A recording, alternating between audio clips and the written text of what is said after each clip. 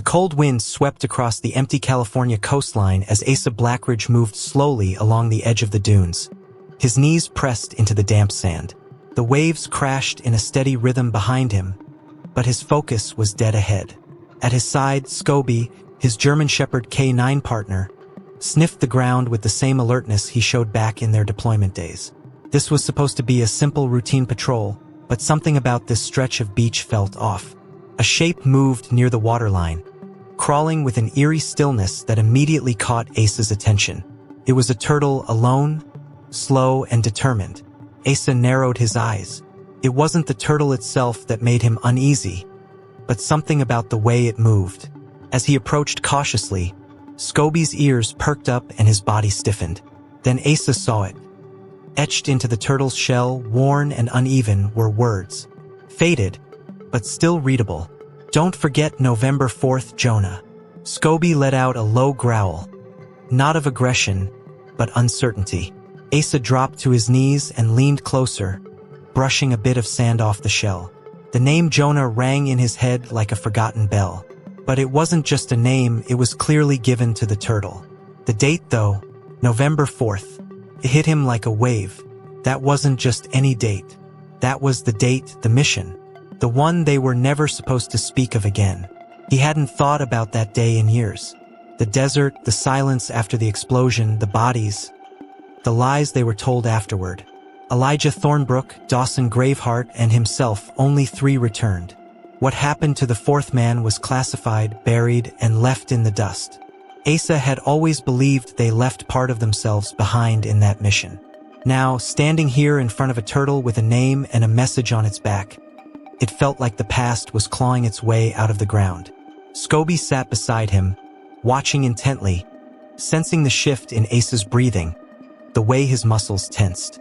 The dog had always known when something wasn't right. Jonah, the turtle, seemed almost still on purpose, like it was waiting for Asa to understand something deeper. Asa stood slowly, eyes never leaving the message. This wasn't a coincidence. He didn't believe in signs or omens, but this felt like a whisper from the past, or a warning. Whatever happened on November 4th wasn't done with him yet. That night, Asa couldn't sleep. The sound of the waves echoed in his ears long after he'd left the beach. He sat alone in his modest home near the cliffs. The lights off, Scoby curled quietly at his feet.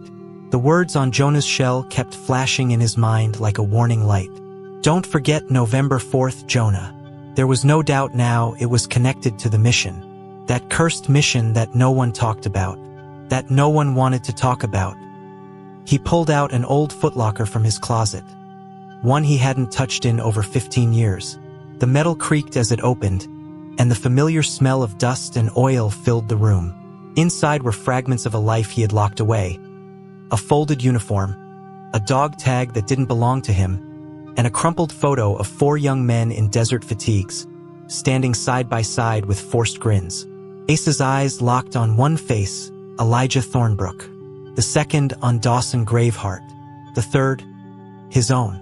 And the 4th man, the one who was missing from all official reports, stared back with quiet intensity. He didn't need to say the name out loud. It sat heavy on his chest. Jonah. Private Jonah Coldmere. He had been the quietest of the group, the most thoughtful, obsessed with books, stars, and strange metaphors about time. He once said something to Asa during a desert night patrol that suddenly echoed in his mind now. "What we bury always finds its way back to the surface, Asa. Always." A knock at the door startled him. It was late. No one ever visited him, especially not after dark. He stood slowly, hand instinctively moving to the small handgun in the drawer. When he opened the door, there was no one there. But taped to the screen was a yellowed envelope with his name written in uneven, shaky handwriting. Inside was a single item, an old, water-damaged postcard of a military base, abandoned years ago, Fort Ashridge. On the back, just 3 words written in black ink. "She remembers everything." Asa stared at the postcard for a long moment. He hadn't thought about Fort Ashridge since they pulled out of it in 2004. It was supposed to be decommissioned, flattened, wiped clean. What could still be there? And who was she? Lydia? Clara? Naomi? Names began to flood his mind, old contacts, old ghosts. Every part of him wanted to burn the card, but something deeper told him the past wasn't done speaking. Scoby let out a quiet whimper and sat up, ears alert. Asa knew that look. It meant the dog sensed a shift, and so did he. Whatever this was, it had just begun. The road to Fort Ashridge was long, cracked, and barely passable. Nature had started reclaiming the path, with tall grass breaking through the asphalt and twisted branches reaching across like fingers. Asa hadn't driven this route since 2004, and every mile stirred something raw in him. Scoby sat in the passenger seat, staring out the window, ears flicking at every unfamiliar sound. Asa's grip on the steering wheel tightened the closer they got. The abandoned base wasn't on any current maps. It wasn't supposed to exist anymore. As the sun dipped low, casting long shadows across the forgotten facility, Asa parked just outside the crumbling perimeter fence. The gates were rusted and sagging, barely hanging onto their hinges. He and Scoby stepped through cautiously, the air thick with the smell of mildew, metal, and time. Silence hung over the place like a blanket.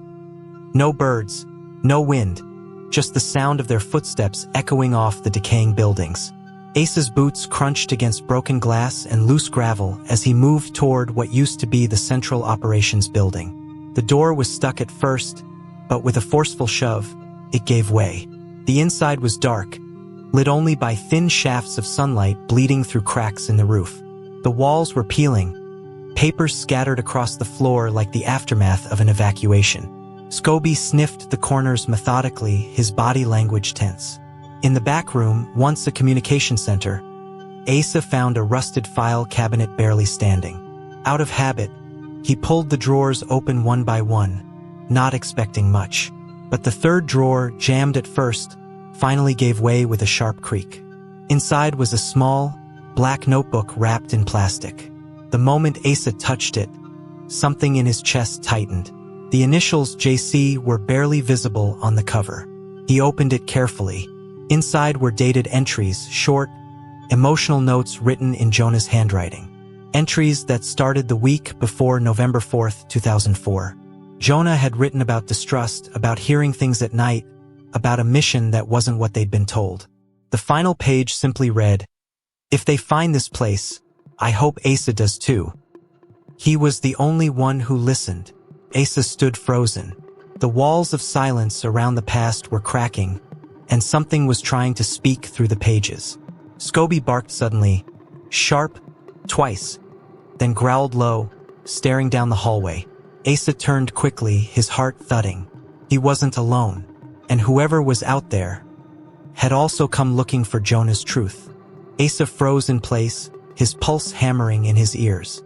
Scoby's growl deepened, his body low and ready to lunge. The hallway ahead was empty, but Asa had learned long ago that silence didn't mean safety. He stepped back into the shadows of the old comm room, gently closing the notebook and sliding it into his backpack. His instincts screamed at him. Someone else was inside Fort Ashridge. He pressed his back to the crumbling wall, ears tuned to every creak of metal or crunch of gravel. Footsteps echoed faintly, too precise to be an animal. Asa signaled Scoby silently, and the dog moved ahead like a ghost, nose low, muscles tense. Whoever it was had entered through the west wing. That part of the building had collapsed years ago. No one should have been able to get in that way, unless they knew something Asa didn't. Then came a sound that stopped him cold. A woman's voice, muffled but urgent. "He's here." He found the book. Asa moved quickly, staying low, creeping through the shadows until he reached a broken window with a view of the hallway. Two figures were visible, one tall, male, wearing a dark coat. The other, female, with silver blonde hair pulled into a tight braid. Her voice carried again, softer this time. "We need to move before he opens the last pages." Asa stepped back, stunned. How could they have known about the notebook? It had been buried for nearly 2 decades. He didn't recognize the woman, but her presence here meant this went deeper than just a forgotten soldier. She called him by name. She knew he'd find it, and that meant someone had been watching. He turned to Scoby. "We're not leaving yet," he whispered. The dog let out a short, quiet huff in agreement. Asa crept down the side corridor, away from the voices, searching for the old archive room. If JONAH left more behind, it would be there. The base's files, though partially destroyed, might still hold operational records. Something the military never released. Something they didn't want anyone to find. The door was jammed, but Asa managed to force it open with his shoulder. Dust swirled in the air. Shelves lined the walls, some collapsed, others still intact. One stood out, its contents wrapped in military-grade plastic. He pulled the package free and unsealed it. Inside, a photo, not just of JONAH, but of all four of them, and someone else standing in the background. A woman with silver blonde hair. Asa's hands trembled. The same woman from the hallway. She had been there 20 years ago, and now she was back. Asa stared at the photograph, his fingers trembling slightly as he held it under the flickering beam of his flashlight. It was grainy, weathered by time, but there was no mistaking her, the woman from the hallway, standing just behind JONAH and the rest of the squad, half-shadowed, half-smiling. She was wearing a civilian jacket, but something about her posture, the way she positioned herself, it screamed military, covert, planted. She'd been there all along, hiding in plain sight. He flipped the photo over. Faded handwriting in pencil red. Fort Ashridge, October 29, 2004. Lydia A. Lydia Ashbourne. The name hit him like a slap. It was familiar, but distant, buried under years of denial. She had been part of intelligence command, rumored to be attached to ghost units, black ops teams that operated with no official record. Asa remembered whispers about her. Untraceable, untouchable. But why would she be on their base? And what had she wanted with JONAH? Scoby nudged Asa's leg. A warning. They had stayed too long. Whoever was in the building with them might already know he'd found the photo. Asa shoved it into his jacket and moved quietly through the rear corridor, avoiding loose boards and broken glass. His mind raced. Was JONAH's journal just the beginning? What if the real story behind their deployment had been erased on purpose? What if none of them were supposed to survive it? Back at the Jeep, Asa took a deep breath. The night air was cooler now, but it did nothing to calm the fire inside him. He opened the journal again, turning to the last few pages. There, JONAH's handwriting grew shaky, frantic. "They're testing something. She said we'd be heroes if we obeyed. But it's wrong. It's all wrong. I left clues. Not all in one place. If Asa's reading this, don't trust orders. Follow the animal." The animal. JONAH always spoke in riddles, but now Asa understood. It was JONAH the turtle, the one with the message on his back. He wasn't just some strange coincidence. JONAH had marked him, used him as a vessel for the only clue that could still move through the world unnoticed. And now, Asa had to find him again. Whatever came next started with that turtle. Behind him, a low metallic click echoed through the trees. Too clean, too deliberate to be natural. Asa dropped instantly, signaling Scoby with a sharp hand motion. The dog crouched, ready. A voice followed, calm and cold. "You weren't supposed to come back here, Asa." He didn't recognize the voice, but whoever it was, they weren't alone. And they weren't here to talk. Asa didn't move. His body pressed flat against the dirt, heart pounding so hard he could hear it in his ears. Scoby stayed perfectly still beside him, eyes locked on the tree line. The voice that had spoken was close, within 50 feet at most, and sounded calm. Too calm, like someone who had done this before. Asa slowly reached for the sidearm at his hip, keeping his movements minimal. The silence after the warning was suffocating. "You were told to let it die," the voice continued, still unseen. "The past was sealed for a reason. JONAH knew that. So did you." Asa's jaw clenched. He didn't recognize the speaker, but the way they spoke about JONAH, it was personal, deliberate. Whoever this was, they weren't just following orders, they believed in them. He scanned the darkness, eyes adjusting, looking for movement, shadows, anything. But nothing gave them away. Then, out of the silence, a second voice, female, sharp and direct. "Stand down, Asa. This doesn't have to end ugly." His blood went cold. That voice he did recognize. Lydia Ashbourne. She was real, alive, and she had just confirmed everything. Asa stood slowly, gun drawn but lowered. Scoby followed, muscles tight, growling low. From behind the trees, two figures emerged. Lydia, now wearing a black tactical jacket and gloves, and a man Asa had never seen. Tall, with cold eyes and a rifle slung across his chest. They didn't look like soldiers. They looked like operatives. "I read the journal," Asa said, keeping his voice calm. He was scared. He left breadcrumbs. "Why?" Lydia's expression didn't change.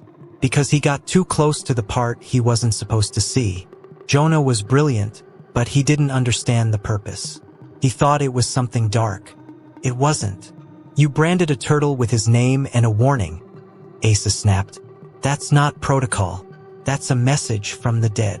Lydia smiled faintly, cold and unbothered. "He was clever. He found a way to leave something behind we couldn't erase. And now, you followed it." The tall man stepped forward, raising his weapon slightly. "We can still fix this, but you can't leave with that notebook." Scoby barked sharply, stepping in front of Asa. The energy shifted instantly. Tense, charged, like a fuse had been lit. "I'm not giving you anything," Asa said. "If Jonah died for this, I'll see it through." The forest stood still. Then, in the distance, a branch snapped. Another presence, third party, was approaching. Lydia turned her head sharply toward the sound, her calm cracking just slightly. Whoever it was, hadn't come with her. The sound of footsteps crunching through the underbrush shattered the standoff. Lydia turned quickly, motioning to the tall man beside her, who raised his weapon in full alert. Asa and Scoby stayed locked in position, not moving, not blinking. The forest had gone deadly quiet again, but it wasn't empty. Someone else was closing in, fast but measured. Whoever it was, they moved like they knew the terrain and how to kill on it. Then, from the shadows, a figure emerged, older, bearded, wearing a patched military field jacket and a shoulder holster. His presence sucked the tension out of the air like a vacuum. "Lower the guns," he said, voice gravelly but firm. Lydia's eyes widened. "Elijah!" Asa felt like he'd been punched in the chest. Elijah Thornbrook, listed as Kia in 2004, stepped into the moonlight alive. Elijah gave Asa a nod, then glanced at Lydia with a look full of contempt. "Still cleaning up for them, I see." "I thought you were dead," Asa whispered. "I was supposed to be," Elijah replied. "That was the deal. But I've been watching, waiting for someone to follow the trail Jonah left. I didn't think it'd be you." Asa stepped closer, notebook still in his jacket. "Why now? Why not come forward before?" Elijah looked past him, toward the road. "Because I had to be sure the story would reach the right person. And because there's something deeper buried, something even Jonah didn't write down." He knelt and pulled a crumpled map from inside his coat, laying it across a fallen log. It showed Fort Ashridge, but with tunnels and chambers Asa had never seen. Jonah found something under the old labs. A sealed vault. Classified Cold Echo. It was never about weapons. It was about memory, how to erase it, rewrite it, control it. Asa stared at the map, jaw tight. That's why he kept calling it a mistake. They weren't training soldiers, they were experimenting on them. Lydia took a step forward, tension in her shoulders. "You're both wrong. It wasn't about control. It was about protection, filtering trauma, giving soldiers peace." "Peace isn't built on lies," Elijah shot back. Scoby let out a low growl again. Something was wrong. The forest, once still, was alive with the sound of approaching vehicles. More than one. Black SUVs. No headlights. Asa's pulse spiked. "We have to move," Elijah said, standing. "If they get to Jonah before we do, the last real evidence disappears forever." Asa didn't hesitate. He grabbed the map, looked at Scoby, and ran. The tunnel entrance was hidden beneath a collapsed storage shed behind the far edge of Fort Ashridge. Elijah knelt beside it, brushing away leaves and debris, revealing a steel hatch beneath a rotten tarp. Asa helped lift the rusted panel, the hinges screaming in protest. The air that rushed out was stale, heavy, like it hadn't moved in years. Scoby sniffed the opening, then let out a short bark, as if confirming, "This is it." They descended one by one, Asa first, Scoby close behind, then Elijah. Lydia hesitated at the top, watching the tree lean for signs of the incoming SUVs. Finally, with a frustrated breath, she followed them down. The ladder led into a narrow concrete corridor, lit only by Asa's flashlight. The air was colder down here, more than it should have been. And the deeper they went, the more Jonah's warnings echoed in Asa's mind. The walls were lined with locked doors and faded warnings. Authorized personnel only, BIO conditioning sector, memory stimulation chamber A. Asa felt like he was walking through someone else's nightmare. "This place wasn't abandoned," he muttered. "It was buried." Elijah nodded. They didn't want it found. But Jonah knew. He followed the technicians, snuck into rooms he wasn't cleared for. He saw things. Asa stopped at a door labeled Vault Beta. The key panel was still intact, its lights flickering weakly. Elijah pulled a small card from his coat, old and cracked, but it still beeped green. The door hissed open. Inside was a chamber unlike anything Asa expected. Not a lab. Not a storage room. A gallery, rows of shelves lined with vials, hard drives, and cassette tapes, all labeled with soldier IDs. And in the center of the room, a glass enclosure. Inside it, perfectly preserved, was Jonah's military journal. Not the field notes Asa had found, but the original, thicker one. "This is the source," Elijah said softly. "They took his memories, stored them, edited them." Lydia stepped forward, eyes locked on the enclosure. "You don't understand." Jonah volunteered. He believed in the project. He wanted to forget. He was coming apart at the seams. Asa looked at her, voice low. "Then why did he leave a trail?" No one answered. Suddenly, an alarm blared, sharp and violent. Red lights flared across the ceiling. Scoby barked furiously. The base had detected their presence. Asa grabbed the journal and backed toward the exit. "We're out of time," Elijah growled. Above them, the ground trembled, boots hitting concrete. Whoever was coming wasn't here to preserve history. They were here to erase it, one last time. Gunfire erupted above as Asa slammed the vault door shut behind them. The echo rang through the corridor like thunder in a tomb. He turned the manual lock with shaking hands, the metal groaning as it sealed. Scoby barked once, sharp and urgent. They were trapped, but at least they had the journal. The truth. Asa clutched it tight against his chest like it was the only thing keeping him standing. Elijah moved fast, scanning the old blueprints etched into his memory. "There's another way out," he said, breath quick. "Maintenance tunnels. South wing. But they're unstable." "We don't have a choice," Asa replied. He looked at Lydia. She hadn't moved. Her eyes were locked on the glass case that had once held Jonah's journal. For a moment, she looked lost. "I believed in this," she whispered. "We were trying to help people." He believed in it too. Asa stepped closer. "Then why leave a warning?" She didn't answer. They ran, the sounds of approaching boots and shouted commands growing louder behind them. The base had come alive, automated defenses groaning back to life, lights flickering on in red. The south corridor was narrower, older. Pipes lined the walls, dripping condensation onto the floor. They reached a heavy utility door, jammed, rusted. Asa put his shoulder into it, Elijah pushing with him. It gave with a crack and swung open. Beyond it was darkness. A tight tunnel. No lights. Just the scent of metal, mold, and time. Asa clicked on his flashlight again. Scoby went first, ears flat, muscles coiled. Asa followed, then Lydia. Elijah brought up the rear. The ground trembled, controlled detonations above, collapsing parts of the base. They weren't just clearing the building. They were burying it again. Halfway through the tunnel, the walls began to shake. Dust fell from the ceiling.